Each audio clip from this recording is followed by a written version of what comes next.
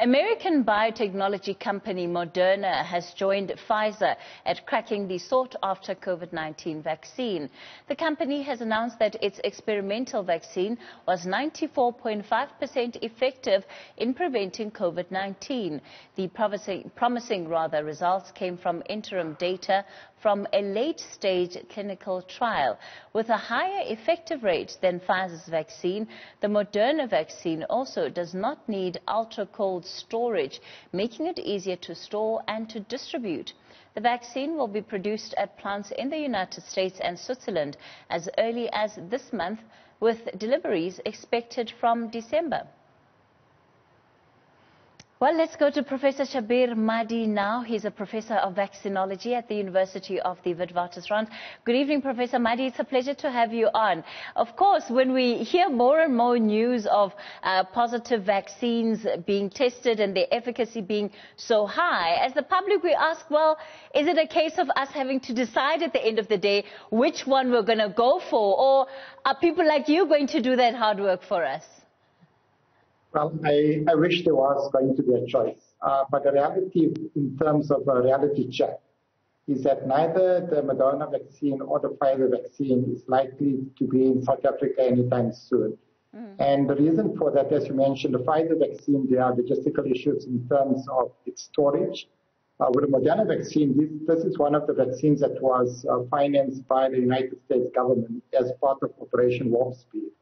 And in fact, the first few 100 million doses of vaccine that will be produced has already been purchased in advance or committed to the United States.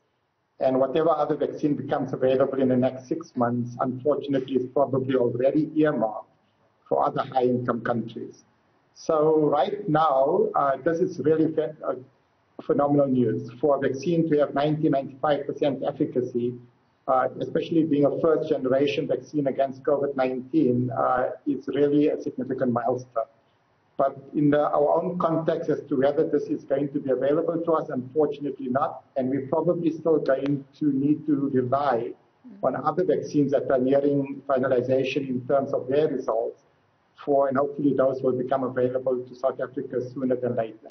Professor Madhi, please explain the difficulty in terms of widespread access to vaccines. So there are other medicines that are available globally. Why would it be any different with a vaccine? Yeah, so it's not so much about the eventual availability of the vaccine, but rather when the vaccine would become available. And there's obviously a huge demand in terms of COVID-19 vaccines.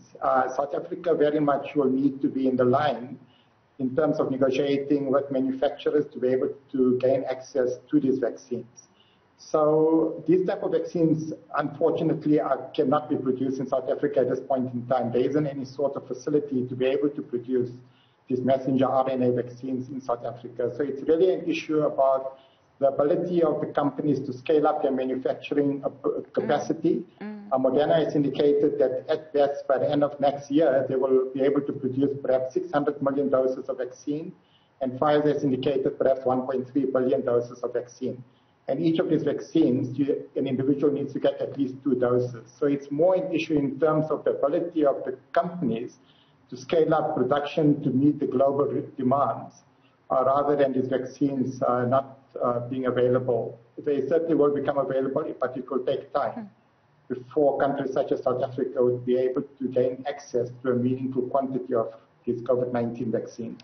So we've heard of the production or manufacturing capacity of Aspen Pharmacare and the kind of deal that they've entered into with Johnson & Johnson. So does that ultimately rely on either, Johnson & Johnson or Aspen coming up with their own vaccine in order for it to be perhaps more easily available or accessible to South Africans?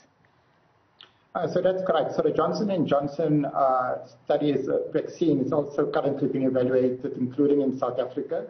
And in all likelihood, we should have results for that vaccine by the end of the year. But again, to set up these sort of manufacturing facilities is not something that's going to get done overnight. I mean, we've got a company in the Western Cape as an example that's been there for close to 25 years that has not manufactured a vaccine in that 25-year period. Aspen will really be achieving a significant milestone if they're able to set up a functional facility within a 6-month period. So again, it's not as simple as it might sound to manufacture vaccines. It's a complex process, including the Johnson & Johnson vaccine, which is what is known as a vector-based vaccine. For a company that hasn't had past experiences in this technology, it's going to be a steep learning curve, but I hope that they will be successful in terms of setting it up. And that would certainly provide us a bit more certainty in terms of when we might be able to access COVID-19 vaccines at an affordable price and large enough quantities in South Africa. The competition among pharmaceuticals certainly looks likely to keep on increasing. At which point is the development of vaccines going to come to an end? So is there going to be perhaps when there are 6 pharmaceuticals that have their own vaccines that everybody will move on then to the next thing? Right, so I think for the foreseeable future, for the next 12 months at least, there's simply not going to be enough vaccines that are licensed that will meet the global demand. But beyond that, depending on the durability of protection that's induced by the vaccines, there might still be a market for large volumes or maybe for much smaller volumes. So it really depends on how long these vaccines protect against COVID-19, which will dictate what sort of quantities we require beyond 2021 perhaps. But in the immediate future, we need at least 5 to 10 companies to be successful with their vaccines for us to have any meaningful prospects or realistic prospects of being able to have adequate supply of vaccine in the first 6 to 9 months of next year. So we do need multiple companies to be successful for vaccines to be freely available throughout the world. Professor Madhi, is it going to matter the ingredients that are going into these vaccines? So are we as consumers going to be able to compare what's in one vaccine versus another and perhaps make a choice based on that rather than the fact that ultimately they all would be able to prevent some kind of protection or offer protection from COVID-19? So these vaccines do differ in terms of the technology, but the majority of the vaccines are targeting the same component of the virus, which is known as the spike protein. But included in the vaccine are different sort of ingredients as well. So consumers might eventually be able to make a choice as to whether they prefer a messenger RNA vaccine or a protein-based vaccine. But that choice is not going to evolve anytime soon. Because like I said, that if we even get one vaccine that becomes available for South Africans to use in the next 6 months, that would be a great achievement. So we're not going to be spoiled for choice during the course of 2021 as to which vaccine we would prefer to be immunized with. It's simply going to be which vaccine is available, at what quantity, and the quantity will dictate whether we need to undertake some sort of prioritization as to who to target with the initial supply of vaccine, which it does become available. All right, Professor Madhi, will certainly then curb our enthusiasm in the meantime and wait for more vaccine results to come out. That was Professor Shabir Madhi, Professor of Vaccinology at Wits University.